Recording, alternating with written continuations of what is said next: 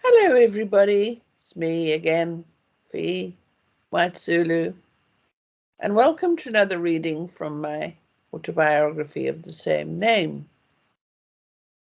And last time I described just a couple of the antics we got up to, so I'd fallen in with a bad lot and obviously made my behavior even worse.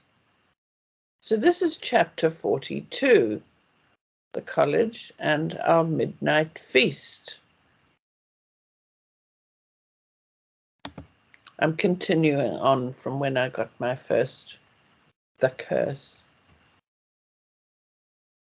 I had dreadful monthly cramps from the word go, and used that time to go to the San and drink Sister's her hideous cocktail, heavily based on castor oil, to ease the pain as I was doubled up in agony. All that happened to me was that I got terrible diarrhea every time I took her special mixture, which only added to my problems. But I did get a note from her, too, excusing me from swimming. Our butch lesbian games mistress, Mort, never took these notes seriously. She looked upon them as a complete con, getting us out of swimming whether we were on or not.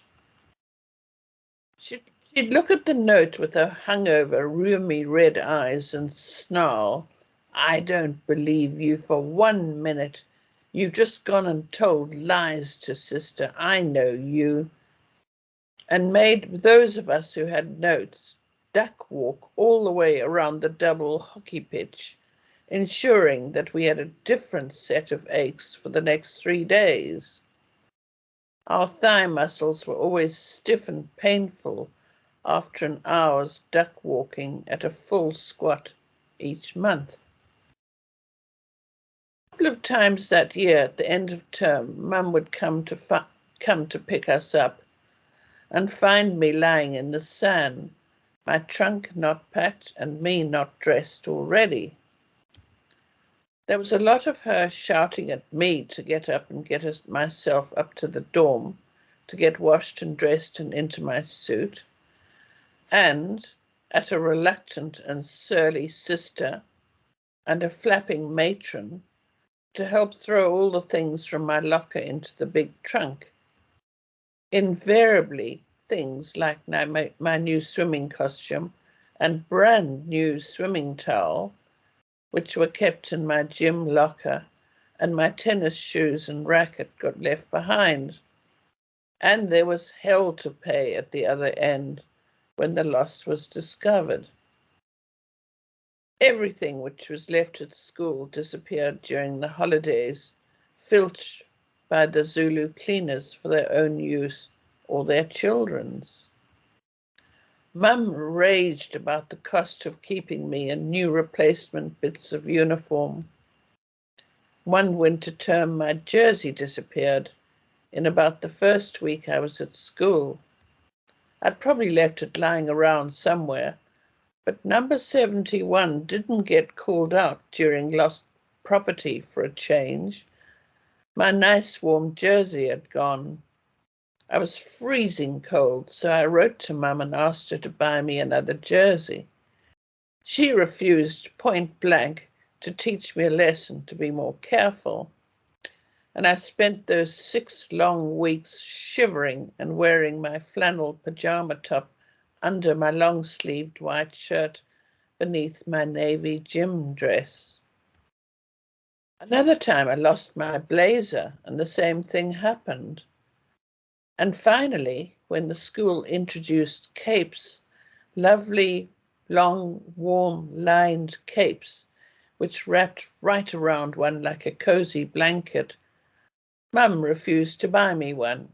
"You'll just go and lose it," she said flatly, and she was probably right.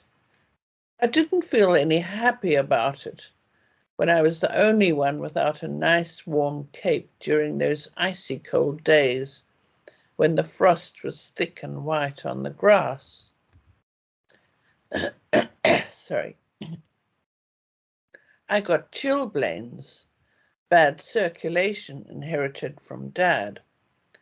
I still had the ice-cold feet all night problem, and my habit of trying to thaw my hands out by holding them in warm water run into a wash basin brought out chilblains in all my fingers, so badly that each hand looked like a bunch of split sausages. Chilblains swelled up and burst and became open sores, and I suffered trying to write neatly with my swollen hands oozing pus everywhere. Magically, they disappeared during the holidays. Even when I rode out first thing in the morning, when the valley sparkled white with frost like diamonds all over the grass in the rising African sun. I didn't have gloves, nor did I wear shoes, and I felt the cold nip on the end of my toes, but no chilblains. I'd come home in the evenings with the milking cattle, which provided the milk for ourselves, the farm manager, and the rest of the Zulu staff, helping herd the cows and calves from horseback, just as the frost was settling again, and the smoke from the Baela chimney rose vertically, blue and fragrant with the smell of scorched eucalyptus. I'd help with the polo ponies, putting each one to bed individually, calling their names softly and kissing each one gently on his or her velvety nose, and rubbing my own nose into the soft fluff in their ears. They nickered contentedly and carried on munching their delicious smelling scalded oats and bran.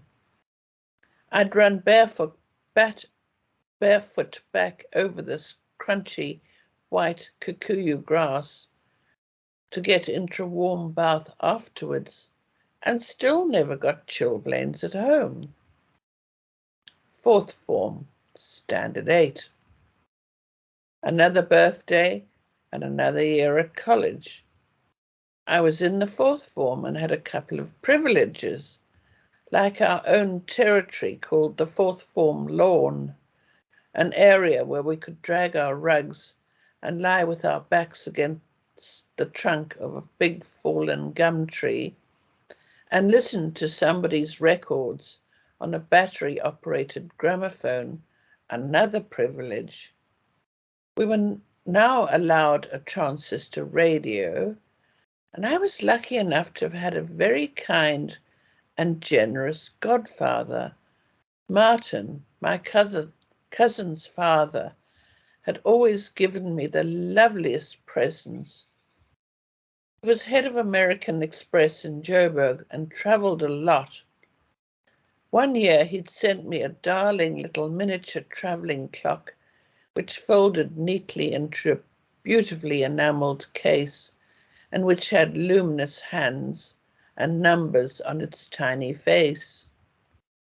They were radioactive, of course, but I loved my clock and took it to school with me, secreted in my pyjama case, and took it out at night and held it in my hand against my ear to hear the faintest ticking sound, or lie and gaze at the green and radioactive lit up hands on its face.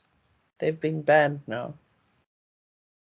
The following year, just after my birthday, Martin sent me a state-of-the-art latest transistor radio.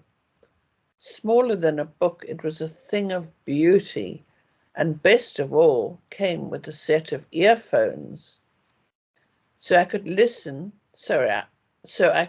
at night with it under my pillow, strictly forbidden, and listen to the Beatles and Frank Sinatra's Strangers in the Night while the others slept.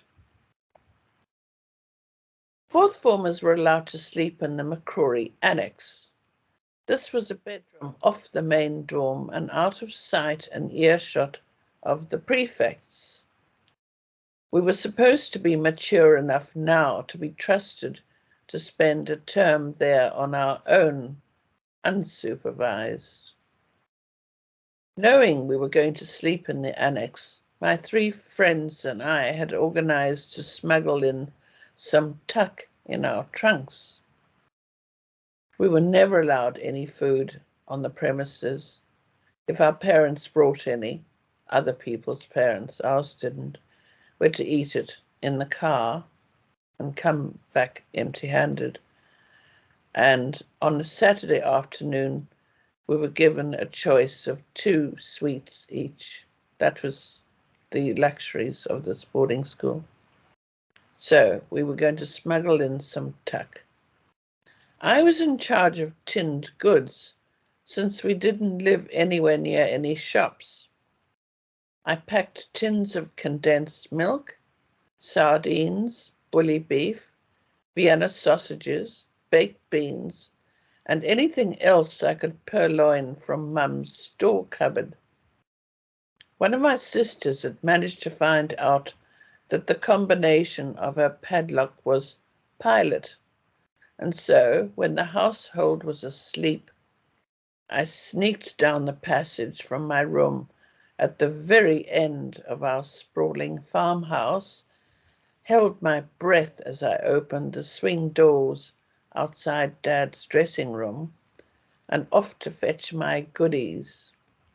I included a tin opener, of course, a lethal thing which left a jagged edge on the tins we opened. Others had brought perishables like sweets, chocolate, biscuits, Simba chips, and other treats. We pulled up a couple of the floorboards and hoarded our spoils down on the rafters below. And later on, we'd invite the rest of our house classmates to a midnight feast. They would tiptoe out of the main dorm one by one, and, if caught, would say they were going to the toilet. Then, when everybody was there, we'd have our feast. We left it for a few days, as there was a lot going on during the beginning of term, and anyway, it took a bit of organizing with the messages being passed around and a lot of whispering. Must have been about 10 days later that I was woken by a huge rat running over my face while I was fast asleep.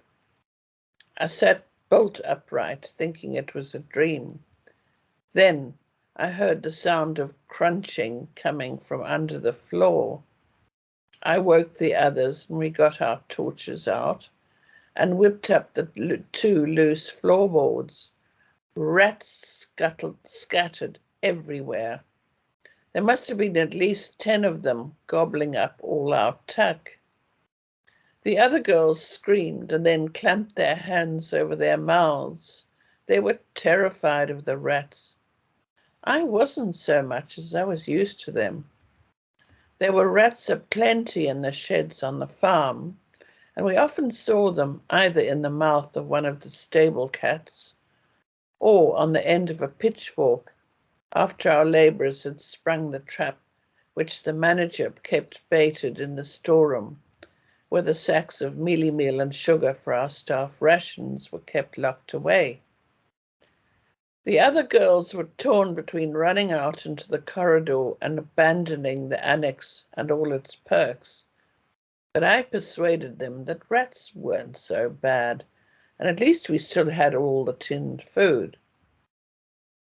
After a bit of hysteria and panic, my friends saw reason, and we hid the tins in a trunk, threw away all that remained of the treats, just the packaging, and told matron that we had a rat infestation in the annex.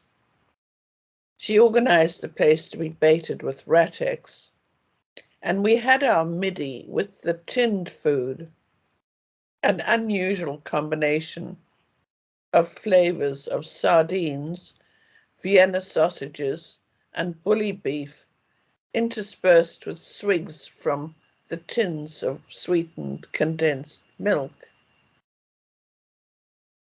It was delicious at the time. That's all for today. Lots more to come. Hope you're enjoying these videos.